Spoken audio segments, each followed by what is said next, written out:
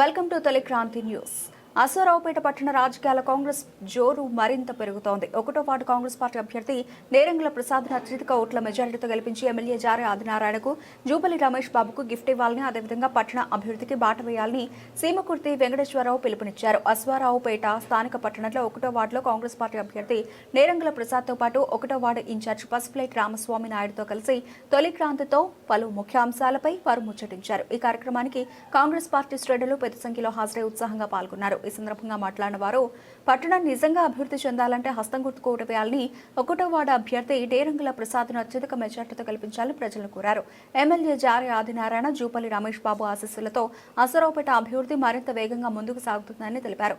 అందుకే ప్రజలంతా గమనించాలి, హస్తం గుర్తుకు ఓటు వేసి కాంగ్రెస్ అభ్యర్థిని గెలిపించాలనే కోరికను ఈ సందర్భంగా వ్యక్తం చేశారు. కార్యక్రమంలో కాంగ్రెస్ పార్టీ శ్రేణులు పాల్గొన్నారు. మున్సిపాలిటీలో ఒకటో వార్డు డైరెక్టర్ ప్రసాద్ని నిల్చోబెట్టారు. కాంగ్రెస్ తరఫున మేమందరం ప్రసాద్ని బలపరుస్తున్నాం. మేమందరం కాంగ్రెస్కి తిరగటానికి కారణం ఏంటంటే, జారే ఆదినారాయణ గారు ఎమ్మెల్యే అయిన తర్వాత 100 కోట్ల రూపాయల నిధులతో అశ్వారావుపేటని డబల్ రోడ్డు కానీ, సెంట్రల్ లైటింగ్ కానీ, దొంతుకుంట చెరువు సుందరీకరణ కానీ, హాస్పిటల్ కానీ, రైతు బజారు కానీ, మున్సిపల్ కాంప్లెక్స్ ఆఫీస్ కానీ అన్నీ డెవలప్ చేస్తూ ఉన్నారు. దానికి ఆకర్షితులమయ్యి మేము నేరంగుల ప్రసాద్కి ఒకటో సెగ్మెంట్ నుంచి సపోర్ట్ చేస్తున్నాం. ప్రసాద్ అండి, ఒకటో సెగ్మెంట్ నుంచి కాంగ్రెస్ పార్టీ తరఫున జూపల్లి రమేష్ బాబు గారు, జారే ఆదినారాయణ గారు టికెట్ ఇవ్వడం జరిగింది.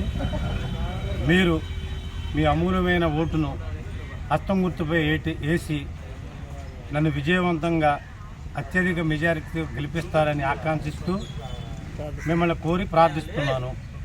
నాకు ఈ అవకాశం ఇచ్చినటువంటి పెద్దలకు, జారే ఆదినారాయణ గారికి, జూపల్లి రమేష్ బాబు గారికి, సీమకుర్తి వెంకటేశ్వరరావు గారి సార్కి నేను రుణపడి ఉంటానని తెలియజేస్తున్నాను, ప్రార్థిస్తున్నాను.